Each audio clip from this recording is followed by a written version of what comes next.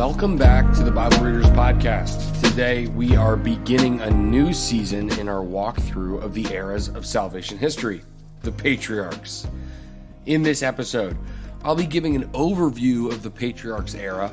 I'll outline the stories we're going to read together and give you some things to think about, as well as some questions to ask as you're reading through the Bible with me. If you haven't already, go ahead and subscribe to the Bible Readers Podcast on Apple Podcasts, Spotify, or wherever you listen to podcasts. You can also follow us on Facebook, Twitter, or Instagram. We'd love to see you there.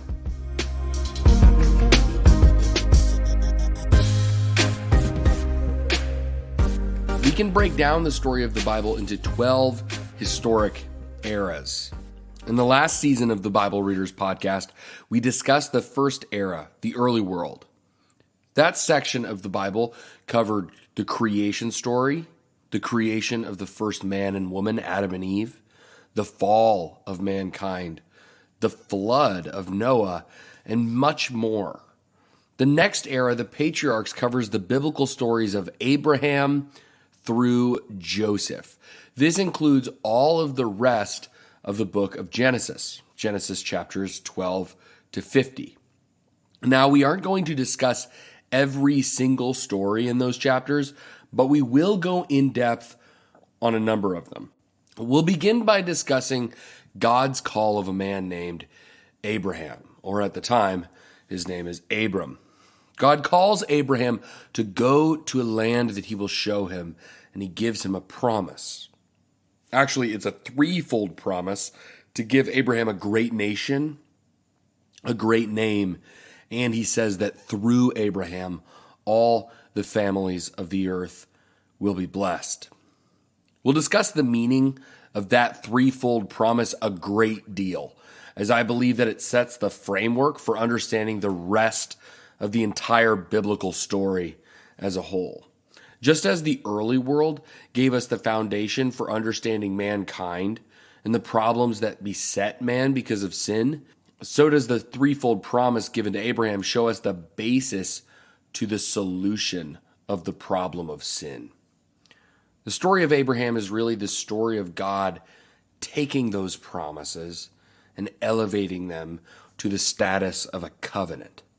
And in order to understand all that that means, you'll have to keep listening in the coming weeks. From our discussion of the calling of Abraham, we'll transition to discussing the first two major stories in Abraham's life.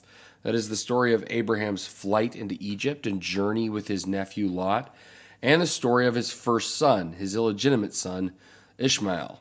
These are the stories where we see faithfulness as well as significant unfaithfulness from Abraham. Next, we'll discuss the seminal moment in the life of Abraham, and that is his sacrifice or almost sacrifice of his son Isaac. This will bring the Abrahamic story to a close as we see how Abraham has developed in his relationship with God and grown in faith in God's promise. Next, we'll discuss the story of Jacob and Esau, who were the sons of Abraham's son Isaac. We're actually going to skip most of the life of Isaac. There's certainly some interesting material to think about with the life of Isaac, but the Genesis narrative dedicates far more content to the relationship between Jacob and Esau and his sons, so that's where we'll focus.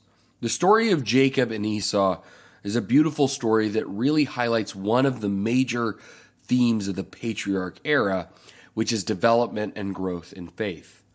Through the stories of the Patriarchs, we will see many characters who begin their stories as quite unfaithful men and women, people who do not wholly trust in the promises of God and act in immoral ways, sometimes deeply immoral ways towards others.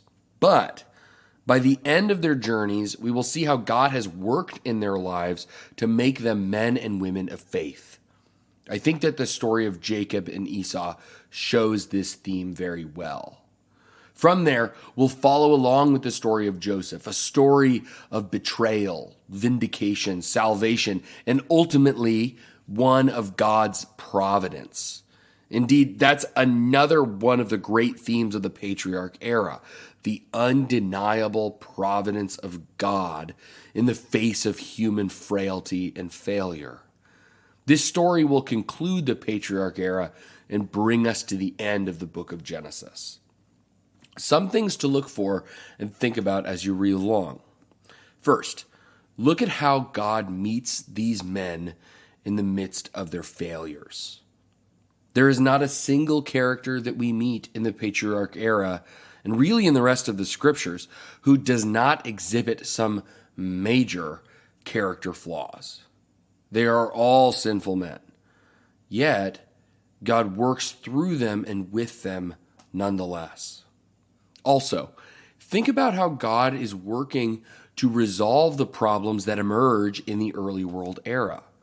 Remember that at the end of the early world, the family of God is shattered. The story of the patriarchs is the story of that family beginning to be reconstituted. So look for how that is begun. Finally, think about how God's providence that works all things towards his will is enacted even in the midst of the sin of the characters. This providence is the basis for the story of salvation history. That even in the midst of human sin, God is working all things to his own glory and the salvation of man. As always, read critically and deeply. You can send me your questions at BibleReadersPodcast.com or on social media on Facebook, Instagram, or Twitter. A new episode of the Bible Readers Podcast is released every Monday. Next week, we'll be reading Genesis 12 through 15. So if you're following along with us, be sure to read that before next Monday. If you enjoyed this episode, I ask that you kindly subscribe and rate us on whatever podcast app you use. It greatly helps get our content out to others. Thanks again for joining us on this episode of the Bible Readers Podcast.